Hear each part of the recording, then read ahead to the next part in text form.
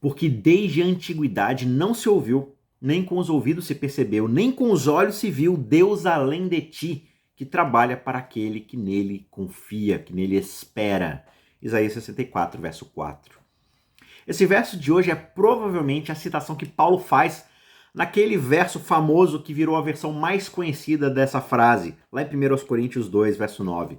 Paulo diz assim: mas como está escrito, e aí provavelmente vem a citação, uma adaptação, uma alusão a esse texto, nem olhos viram, nem ouvidos ouviram, nem jamais penetrou em coração humano o que Deus tem preparado para aqueles que o amam.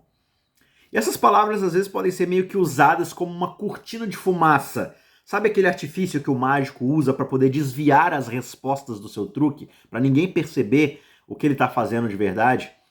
Aí aquele professor bíblico, quando ele fica meio acuado, perplexo e sem respostas por alguma pergunta difícil, ele dá aquela coçada no queixo e diz: olha, olho não viu, nem ouvido ouviu.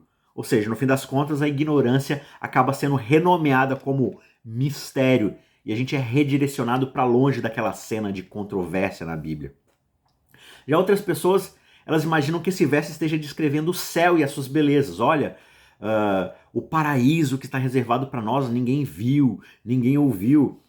O que é curioso, né? Porque, por exemplo, o profeta João, lá em Apocalipse, ele vê o céu, ele descreve várias coisas do céu, o próprio Paulo foi arrebatado até o céu. Então dizer que nenhum olho viu, nenhum olho ouviu, né? E o próprio verso lá de Coríntios diz que Deus já revelou para nós as belezas de Deus, para aqueles que estão em Deus, né? Que estão em Cristo Jesus. Então, por mais que talvez algum profeta ou talvez alguém possa usar esse verso para descrever o céu, originalmente não é isso que o texto está dizendo, né? Também não é isso que Paulo nem Isaías queriam usar originalmente. Queriam descrever essencialmente aqui no texto. Vamos ler novamente aqui essa passagem em Isaías 64. Desde a eternidade, ou desde a antiguidade, não se ouviu, nem com os ouvidos se percebeu, nem com os olhos se viu Deus além de ti. Que tipo de Deus é esse? Aquele que trabalha para os que nele esperam. E aqui está, de fato, o que o olho não viu, um Deus vivo. No mundo cheio de deuses que afirmam ser o verdadeiro Deus, só existe um único Deus verdadeiro. E a marca desse Deus verdadeiro é que ele trabalha e o seu povo espera. Todos os outros deuses nos panteões pagãos esperam sentados enquanto o seu povo trabalha por eles. Eles ficam lá sentados nos seus tronos de longe, esperando serem impressionados, serem adulados. A religião humana é aquela que tem os humanos trabalhando enquanto os deuses esperam. Só que Isaías está dizendo para a gente aqui que o verdadeiro Deus é justamente aquele que trabalha enquanto nós esperamos. Ele age em nome daqueles que esperam por ele. É o inverso total aqui.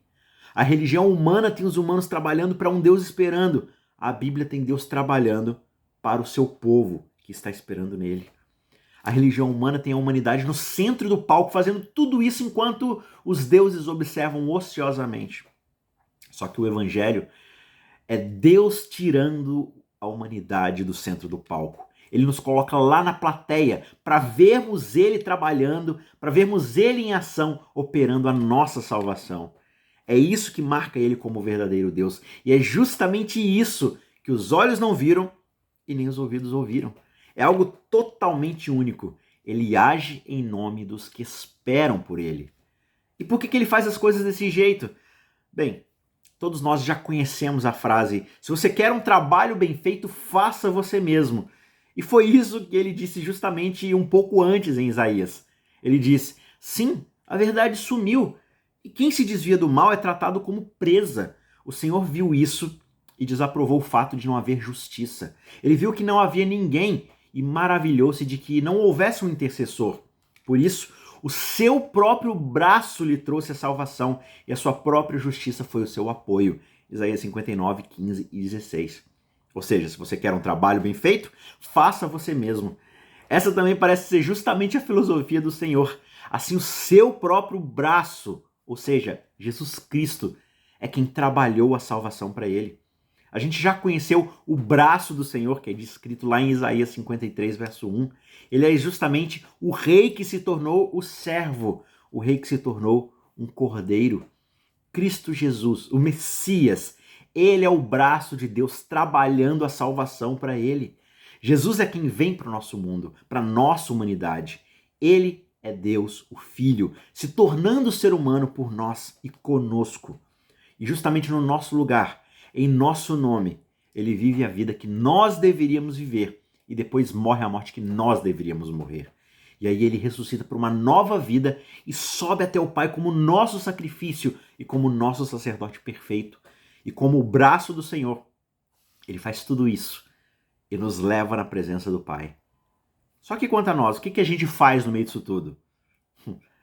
A gente simplesmente é o beneficiário dos seus poderosos atos de salvação. Ele trabalha por nós. Nós esperamos confiantemente nele. Que Deus, hein?